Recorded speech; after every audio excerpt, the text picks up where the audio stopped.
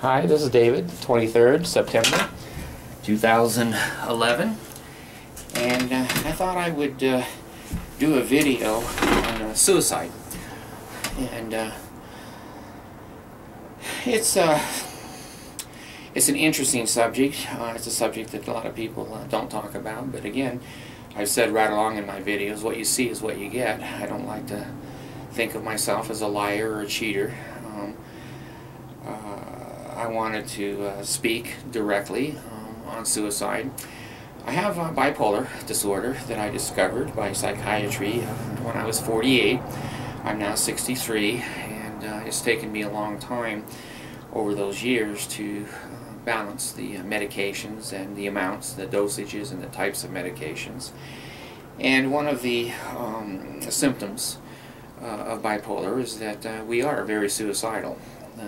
Normal people, they get high and enjoy themselves and have fun and have up moods, and then they feel blue, a little sad, a little depressed, going the other way in their mood continuum. Bipolar people were very different. When we get happy, it's called manic. When we go into a manic state, our brain is just racing with thousands and thousands of thoughts per hour. We can multitask, we can read TV, or watch TV, read a magazine, take care of the kids, 1,000 things all at the same time. We become very creative in a manic state. We're known for choreography, dancing, poems, books, writing, movie acting, scripts. We're very, very creative in manic states. And we tend to think that we can start any company and become millionaires within an hour, and that's the grandiose symptom of bipolar. And then when you go to the opposite continuum, which is my subject today, we don't get moody, feeling down or a little depressed. We get suicidal. Now, I can't speak for all suicidal people. A lot of them aren't here. So, that ain't my job. I don't go to the grave to get information. But I can tell you my experience and my thought process. Whether that's helpful or boring. If it's boring, turn it off. Here's your chance. Turn it off. We become overwhelmed because we try too many things too quickly. When we go into manic states, we're happy.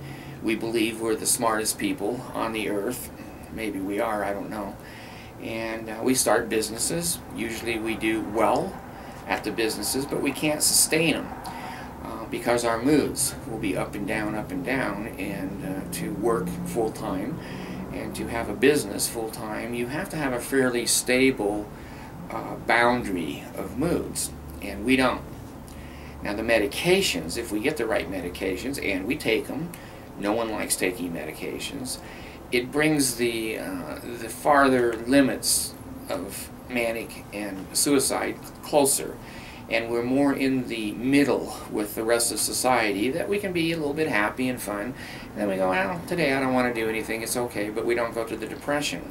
So the medications in the right dosage, the right time, taken on time, does a lot to pull in those extreme outer boundaries.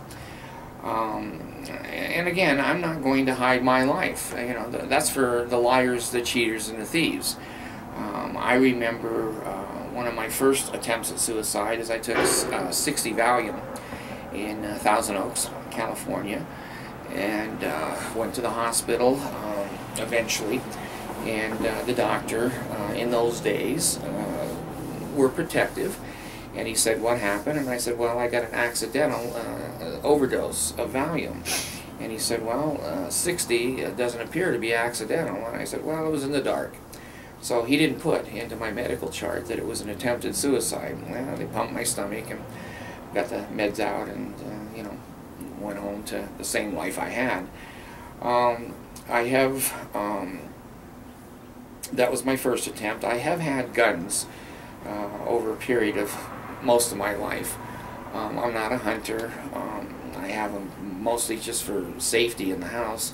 And when I started having little children, I got rid of my guns. I just felt if I can't beat up a burglar in the house and I have to expose my children to guns and one of them could be killed, that wasn't worth it. So I got rid of my guns. I did have a suicide attempt with a .38 caliber gun that I laid, 19 hours in bed, held it to my head, and the family was around, and it was loaded. It was loaded, and I was serious. My two younger children at that time made some comments to me that had some impression, and I finally put that gun down and went back to the same life that I've had. I've also attempted suicide with exhaust pipes of cars. I hooked the exhaust of a car up and put it in the window, and then laid in the bed and waited for the gases to come up and pass away. And I didn't. The exhaust pipe was so hot it melted the plastic that I had bought to put through the window.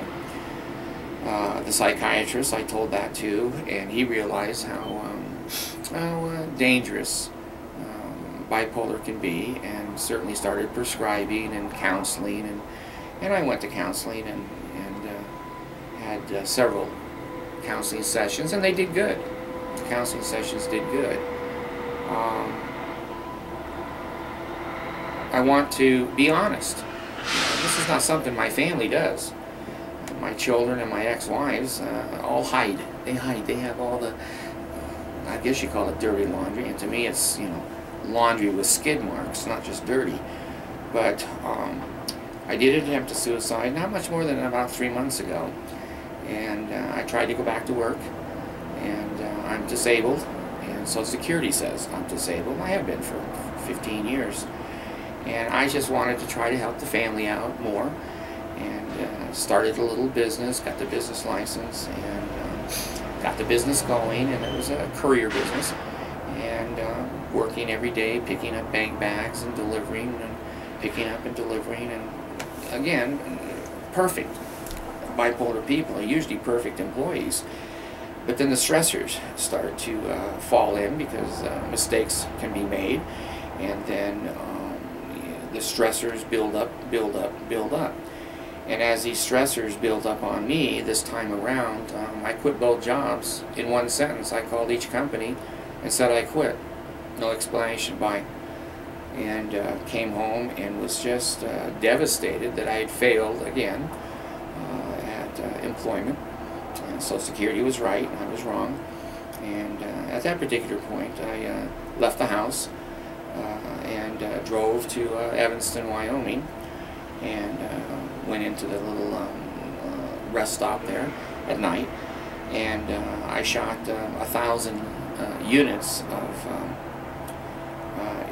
Humalog insulin. Well, 30 or 40 units is enough to put most people in a coma. Well, I shot 1,000 units, and then I backed that up with 10 Lamictal, which 2 Lamictal just usually puts me down in bed. I have no balance, and waited. Well, long story short, I woke up 2 or 3 hours later, decided this didn't work either, and so started to drive off, and one of the truckers there in this truck stop saw me fall down trying to get in the car, that I was so uncoordinated, and he tried to stop me, and he couldn't, and I got on the road driving back to Utah. He called the highway patrol, and they pulled me over, and I went into a coma within 45 seconds of them pulling me over. So they dragged me, I guess, I was unconscious, out of the car, and took me to the Evanston, Wyoming hospital. And I was there for a day or so, and the meds started to wear off, and my sugars began to balance and come back to a certain amount of, not serenity, sanity is the right word. And, I was upset with the hospital and escaped, pulled all the IVs out, and started walking the neighborhood with no shirt on. I guess it looked a little bit like Jack Nicholson or something, but the neighbors didn't think it was funny, and so they called the police, and then the hospital came out, staff put me in a wheelchair, put me back in, and then my family came to pick me up and they discharged me. So I want to make a very distinct video on suicide. I'm not a perfect person, and living with a person with those kinds of tendencies can be difficult. But you know, when we marry and we say, and death do us part, I haven't died. I haven't died. And these wives go, whoa, as long as he's richer, not poorer, as long as he's saner, not mentally ill, and as long as he is famous and whatever, I want to be married to him. But you know, when life twists and turns and women get fat and ugly and old, is that an excuse for a man to go, hey, you know, I married you when you were a cheerleader. Look at you now, and dump her. In my mature years, I've learned that those wedding vows are much more serious. You've got to look down the road. And because I was discovered with mental illness, and because that mental illness came out in suicides, it came out many times in yelling in the house and slamming doors and leaving without telling people where I'm going. Those are all very difficult things for any family to live with. But if you have a father or a mother or a brother that's retarded, and they expose themselves, or they you know, make noises in the store or embarrass you in school, you don't generally put them in an institution and ignore them and shun them because they're mentally ill or defective in some way. Most human beings are defective in some ways, and it doesn't take long in a marriage for us to find out what defects our partners have, and of course they'll certainly let us know what defects we have. So in summary, I just kind of wanted to be honest. People are looking at the series of videos and they're going, gee, you know, he seems like a pretty nice guy, and what's the problem with all of his family and the members? And I want to be honest that to live with a bipolar person can be difficult. And I never went to jail. I don't smoke. I don't drink. I've never molested any of my children. And I've worked my whole life, and I supported 14 children. Let's see the rest of you support that many people with a mental illness. And for my family to shun me because of their religion, and to hate me, and to have no contact with me in my old age, they say I've earned it and I deserve it. Well, let you be the judge. This is public. They can come on. They can make comments. The comments I will not delete. I will not delete anything that comes onto my boards. Everybody has a right to their opinion. But I did go to school. I did get a good education. I have a master's degree. And like I said, I haven't been a drinker or a smoker. I haven't been into drugs. I've never been arrested. In fact, I haven't had a traffic ticket for 35 years. So if that's a bad husband and that's a bad person, then certainly they should shun me. No doctors have ever put me in an institution. I've been in an institution a couple of times because I walked in and I wanted to get my medication straight, and I knew that I would be heading towards suicide. I'd stay in 3-4 days, get my meds balanced, and then back out. So I've never been incarcerated. I've never been the little men in the white suits who come and get me. So let these people who hate me make a case. Let them make a case of what a terrible person I am. And I am no longer going to be their whipping boy. I am no longer going to take the blame for the deficits that they have as human beings, that maybe they're not happy with their life. I've had a couple of kids go bankrupt, 1 or 2 have gotten divorced, and they're all blaming Dad. Well, I'm done with the blame game. I'm going to be public with my life, public with who I am. Let them be public. I dare them. Let them be public. Thank you.